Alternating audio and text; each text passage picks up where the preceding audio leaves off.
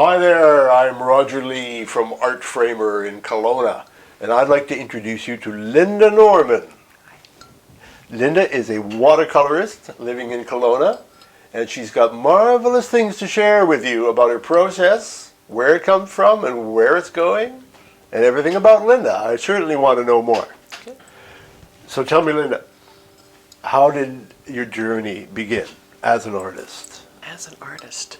And then as a painter, more specifically. As a painter, yeah. okay. Yeah, because I think, as we said earlier, alluded to the creativity, when do you call yourself an artist? I think we're all artists. Yes. But when I felt like I could call myself an artist, Yeah. or that other people started referring to me as an artist, probably about 12 years ago.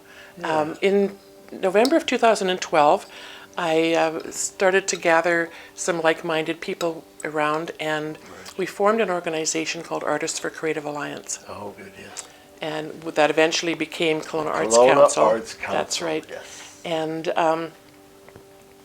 it's a nonprofit society geared towards providing resources and support for the grassroots population of our community specifically. So we started that. Most of the people in the group were musicians. Yeah. And it was a beautiful thing, and we wanted to build more awareness in the community and a more appreciation for live music. Yes.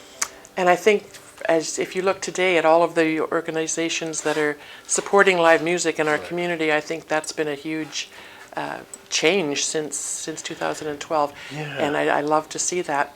But one of the things that we've always had to sort of work around is learning how to be fluid in the community.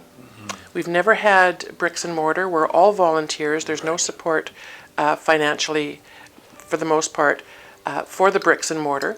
So early on in the organization's history, I started to put a call out for people in the community. Didn't matter who you were or are, or who you thought of, of yourself as an artist, or how you thought of yourself as an artist, just to meet up and share energy, share what you're doing. Yeah. So the first time I put that call out just on social media, and invited anybody who wanted to meet me out at Bertram Creek Park.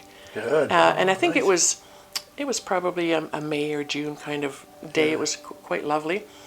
And in hindsight, I was thinking on the drive out there, oh my gosh, this is a long way out. Nobody's going to be able to make it. Down the edge of the lake. Yeah. But we had about 35 people show up. Really? People Marvelous. brought trail mix, they brought cameras, they brought guitars, they brought wow. just all kinds of things to share. Yeah. And we sat around and laughed and talked and nibbled on trail mix, and someone came along and showed us some Tai Chi, some Qigong, beautiful movements to just sort of get everybody. You had a little eruption. It was out of the blue quite there. beautiful. And one of the ladies that showed up, Jennifer Lario, beautiful artist, came with a big tote full of watercolor supplies. And a lot of people know this story about me because I love to share it. Yeah. And she insisted that everybody sitting around, we were in the big pagoda Just dig area. in.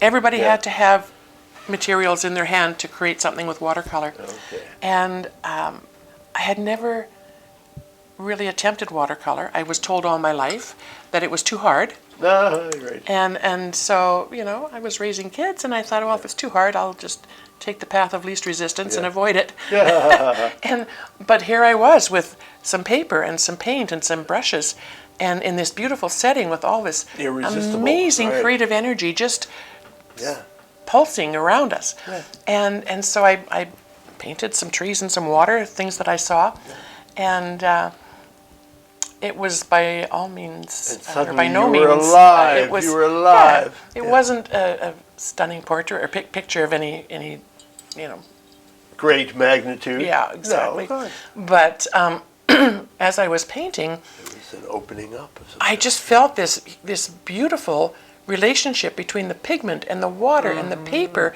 and how as I said before, I basically a witness to watch and guide and see what was emerging and work from that.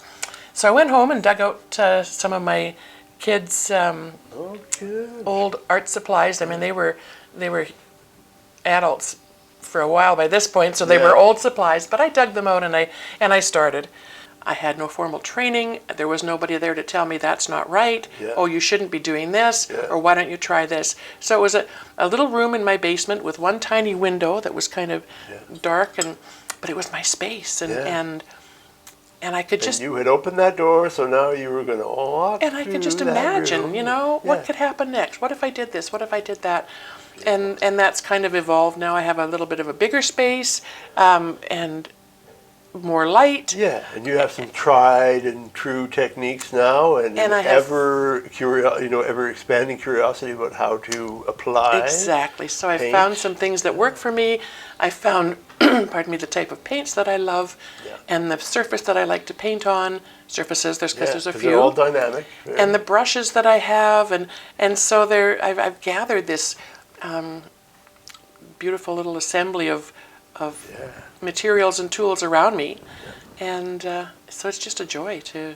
I wake up in the mornings thinking, oh, I can hardly wait to get down into my studio and start. Do you ever dream? I'm just suddenly wondering. Do you dream of painting and you wake up and think, oh, I gotta get that down? I do. Like with songwriting, occasionally with. I do. In my past. Absolutely.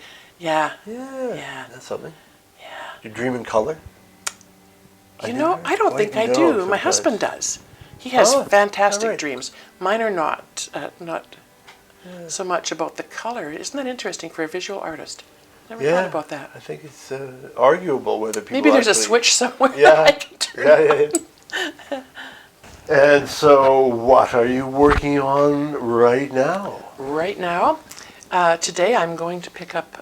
Oh, you're right here talking to me. I am. Should have known. I am. This is. Other than that. This is the perfect way to start a day. I can't think of a better way than to spend some time with you and sip some tea and talk about all of our creative stuff. It's.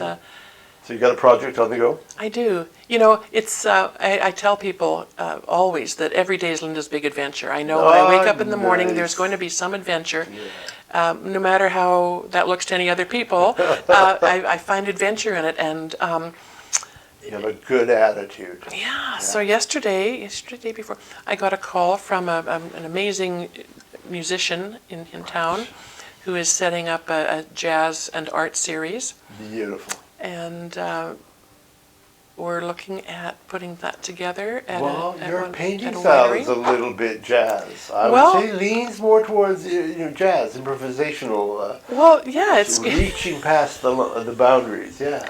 So I'm going today to pick up a large canvas, 2 feet by 4 feet. That's as big as I can handle. Right. My arms are only so long. What have we got here? I have a 2 foot by 4 foot kind of. Do you? This one. Oh, okay. All right. I have things for sale, like art stuff, in my studio. Perfect. I'll go home with that. So I'm going to get that and start playing around with all that jazz. Maybe put on some jazz.